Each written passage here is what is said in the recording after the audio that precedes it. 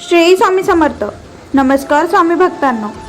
जन्म मृत्यू रहस्य या सृष्टीमध्ये असंख्य गूढ गोष्टी आहेत. यातील गोष्टी विधानांना नैसर्गिक वाटत असल्या तरी त्यामागील गूढतेचा शोध अद्याप लागायचा आहे.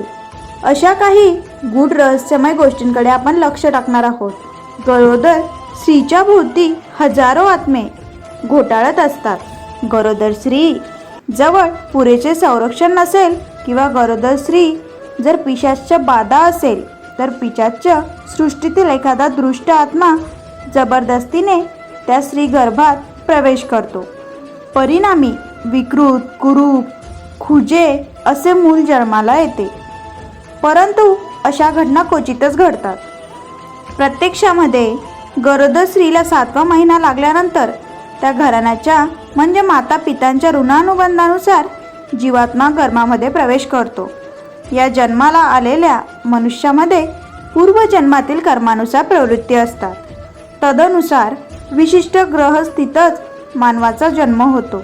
त्यामुळे ज्योतिषशास्त्राचे सूक्ष्म ज्ञान असणारे ज्योतिषी या मानवाचे पूर्ण भविष्य तंतोतंत वर्तवू शकतात. अगदी आजकालचे सामान्य ज्योतिषही कुंडली पाहताच ही व्यक्ती डॉक्टर होणार की वकील की इंजिनियर हे सांगू शकतात. कुंडलीवरून या स्त्री पुरुषाला पुढे मूल होईल की नाही हेही सांगता येते. सुमारे 50 वर्षापूर्वी असे ज्योतिषी होते की जे किती मुले व किती मुली हेही अचूक सांगत असत. अशा प्रकारे मनुष्य म्हणजे हाडामासाचा देह नसून हाडामासाचा देह हेच मनुष्याचे किंवा आत्म्याचे निवासस्थान आहे. ईश्वराने काही काळापुरता आपल्याला ते वापरायला दिलेले असते.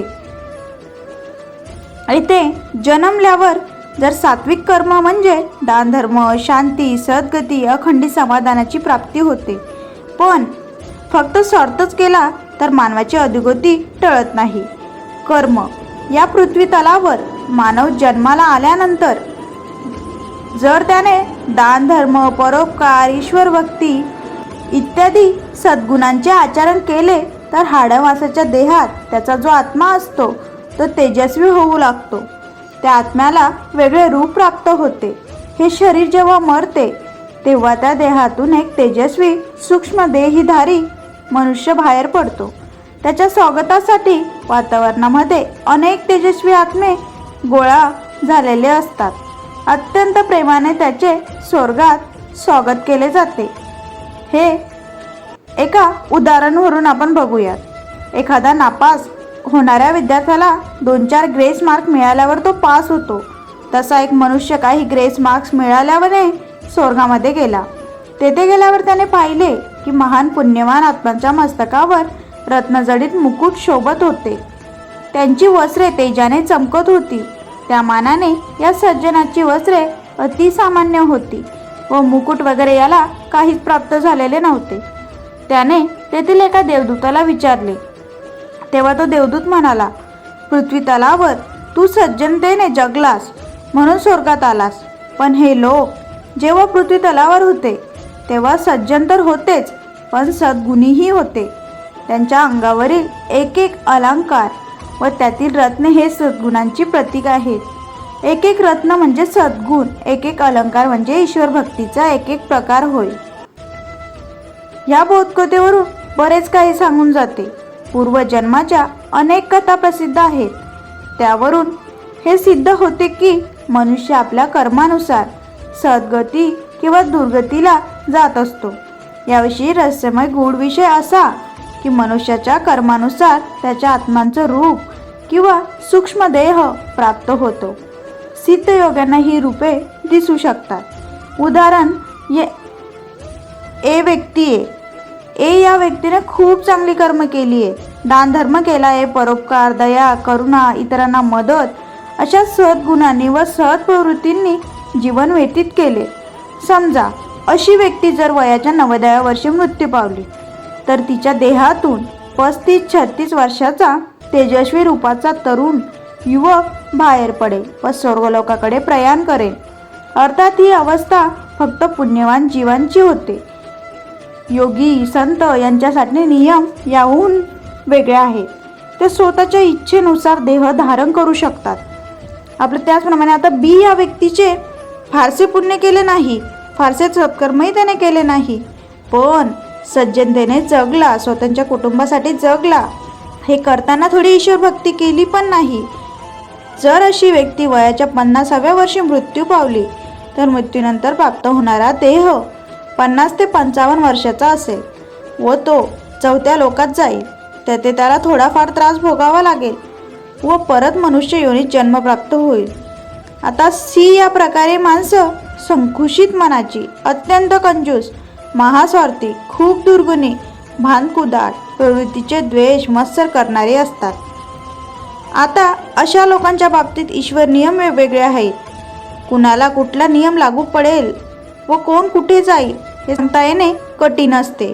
परंतु मृत्यूसमयी अशा मनुष्य देहामधून कुत्रा, कावळा, मांजर, पक्षी असे रूपे धारण करून आत्मा बाहेर पडतो असे मी पाहिलेले आहे. यावरून एक गोष्ट सिद्ध होते की मनुष्याच्या कर्मानुसार त्याच्या आत्म्यांचं रूप प्राप्त होते. आता डी या प्रकारचे माणसे याहून महाभयंकर असतात. ही माणसे पृथ्वी तलावर आतंकवाद माजवतात.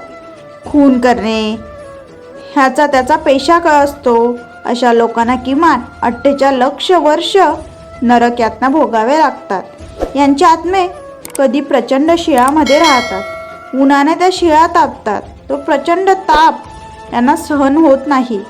कधी भूगर्भातील लावारसामध्ये अशा आत्म्यांना भाजले जाते तर कधी हे आत्मे लोखंडात राहतात. लोखंड गरम केले जाते व आत्म्यांना प्रचंड यातनांना तोंड द्यावे लागते. अशा प्रकारे विविध प्रकारचे आत्मे त्यांच्या कर्मानुसार सुख दुःख भोगत असतात. प्रचंड दुःख व यातनांनी असा या पापी आत्मा जेव्हा परमेश्वराचा धावा करतो तेव्हा यातून थोडीशी सूट म्हणून यातील काही आत्म्यांना झाडांमध्ये निवास करण्याची परवानगी मिळते. वड, पिंपळ, आंबा, औदुंबर अशा वृक्षांमध्ये अशा आत्म्यांना जागा मिळते. आत्मा जर चांगला असेल तर ते वृक्षही तेजस्वी दिसतात व आत्मा जर दृष्ट असेल तर ते वृक्ष तेजहीन व वृक्ष असतात. झाडामध्ये निवास करणाऱ्या चांगल्या व वाईट अशा दोन्ही प्रकारच्या आत्म्यांना मी पाहिलं आहे. चांगल्या आत्म्यांनी प्रेम दिलं तर वाईट आत्म्यांना सतत छळ केला, त्रास दिला. माझ्या स्वअनुभवावरून झाडांमध्येही चांगले वाईट आत्मे राहतात. चांगले आत्मे वेळप्रसंगी दर्शनही देतात, बोलतात, मार्गदर्शन करतात किंवा मदतही करतात, तर वाईट आत्मे त्रास देतात. या संदर्भात काहींचे अनुभव आहेत तेच आपण बघूयात. नंबर 1, 1977 मध्ये नागार्जुन सागर येथे आश्रम करून राहायचे ठरवले. त्याप्रमाणे जागा पसंत करून प्रथम एक झोपडी बांधली. या झोपडीत आजूबाजूला स्वतःला वड, औदुंबर, पिंपळ इतर बरीच झाडे लावली. विशेष म्हणजे नैसर्गिक क्रमापेक्षा ही झाडे अतिशय वेगाने वाढली. त्या काळात माझे जीवन प्रवासी असल्याने झाडांना पाणी देण्यासाठी एक नोकर ठेवलेला होता. एकदा असाच प्रवास होऊन परत आल्यावर मी काही वेळ ध्यानास्थ बसलो होतो. ईशान्य दिशेकडील पिंपळ अचानक मला ध्यानात दिसू लागला व आवाज ऐकू आला. गेल्या 8 दिवसात राम्याने नोकराने मला पाणी दिलेले नाही. ध्यान आटोपल्यावर मी रामला बोलावून विचारले, त्या पिंपळाला किती दिवसाचे पाणी दिले नाही? दररोज अगदी न चुकता पाणी देतो स्वामी, राम याने मला उत्तर दिले. यावर मी म्हणालो, गेल्या 8 दिवसात तू त्या पिंपळाला पाणी दिलेले नाहीस. आता जास्त बडबड न करता प्रथम त्या पिंपळाला पाणी दे. माझा उग्र अवतार पाहून रामायाने निमूटपणे त्या पिंपळाला पाणी दिले. ही गोष्ट झाल्यानंतर सुमारे 1 तासाने हिल कॉलनी येथील गुंडू नरसिंहा नावाचा भक्त आला. त्याला राम्या म्हणाला, गुंडू नरसिंहा, आज एक अघटित घडले. मी गेल्या 8 दिवसात पिंपळाच्या झाडाला पाणी दिले नाही. ही गोष्ट अगदी खरी आहे, पण ते स्वामींना कसे कळले? त्यांनी, राम्या, तू 8 दिवस पिंपळाला पाणी दिले नाहीस हे कसे सांगितले? गडू नरसिंहाने हे हकीकत नंतर मला सांगितली. यावरून माझी खात्री पटली. झाडाने जे सांगितले ते खरे होते. रामया खोटं बोलला होता. या दोन्ही गोष्टी झाडांच्या आत्म्यांना सिद्ध करून दाखवल्या होत्या. यानंतर बऱ्याच वर्षांनी एका विशाल आकाराच्या साधूने त्या वृक्षातून बाहेर येऊन दर्शन दिले व तेथे शिवलिंगाची स्थापना करण्यास सांगितले. त्याप्रमाणे लेखकाने केले. 2. आश्रमावरून 1000 मैल दूर अंतरावर एका स्थानी एकांतात मी साधना करीत असताना आश्रमातील औदुंबर वृक्षाने ध्यानात येऊन सांगितले, मला मातीची अत्यंत आवश्यकता आहे, नाहीतर मी पडून जाईल. ध्यान समाप्तीनंतर मी तात्काळ आश्रम व्यवस्थापकाला पत्र लिहून त्या औदुंबराच्या वृक्षाला माती भरण्यास देण्यास सांगितले. नंबर 3.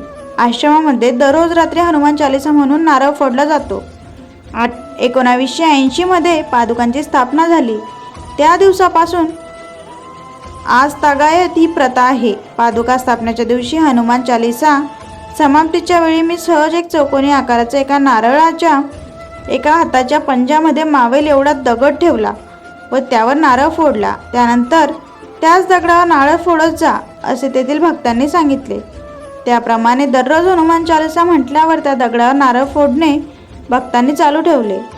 अशी काही वर्षे गेल्यावर एक दिवस भक्ताने नारळ फोडण्यासाठी एक लोखंडी सळी बनवून दिली. पुजाराने त्या दिवशी सळीने नारळ फोडला व दगड बाजूला ठेवून दिला.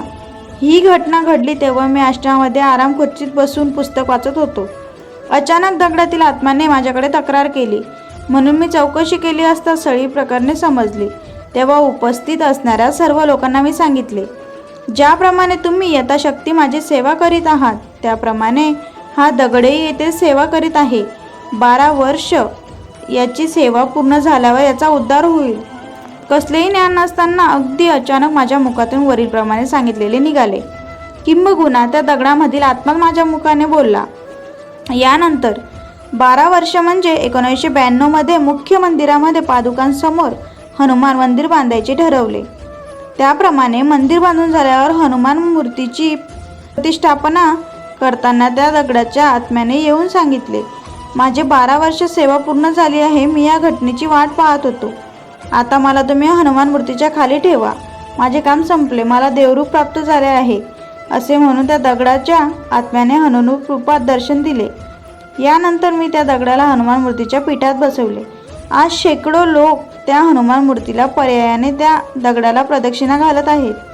नैसर्गिक जीवन जीवात्म्यांची शक्ती याविषयी वेगळेपणा दाखवून देण्यासाठी 3 अनुभव मी तुम्हाला सांगितले. कुठल्याही जीवात्म्याला कुठे पाठवायचे हे दैवी सत्ता त्या जीवात्म्याच्या कर्मानुसार ठरवित असते.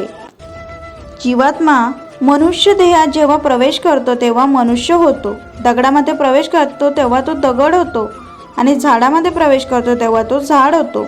हे सर्व करताना जो ज्यामध्ये प्रवेश करतो तो मी आहे हा भाव प्रत्येक वेळी त्याच्या अंतर्गत कायम असतो. म्हणजे मी झाड आहे, मी मनुष्य आहे, मी कुत्रा आहे असे जीवात्म्याला वाटत राहते. विशेष म्हणजे जीवात्मे माणसाच्या भाषेत बोलतात व माणसाच्या रूपात राहतात. म्हणजे शिळेतून किंवा वृक्षातून जेव्हा जीवात्मा बाहेर येतो तेव्हा तो मनुष्य रूपातच असतो. फक्त त्याला मी मनुष्य आहे अशी जाणीव नसते, तर मी वटवृक्ष आहे, मी शिळा आहे असे वाटत असते. म्हणूनच तत्वज्ञानी मानवाला म्हणतात, अरे मानवा, तू स्वतःला मानव का समजतोस? मानवी देह हे तुझे साधन आहे. स्वतःला मनुष्य समजू नको. तू कोण आहे याचा शोध घेण्याचा प्रयत्न कर, मग तुला कळेल तू ईश्वर आहेस. मित्रांनो, तुम्हाला ही माहिती कशी वाटली, युजफुल वाटली असेल, आवडली असेल तर व्हिडिओला लाईक करा व जो कोणी नवीन असेल, चॅनल अजून सबस्क्राईब केलं नसेल तर चॅनलला सबस्क्राईब करा. आणि हो, शेवटपर्यंत व्हिडिओ बघितला त्यासाठी तुमचे मनपूर्वक आभार. भेटूया अशाच एका नवीन व्हिडिओसोबत, नवीन माहितीसोबत. तोपर्यंत धन्यवाद. श्री स्वामी समर्थ. जय जय स्वामी समर्थ.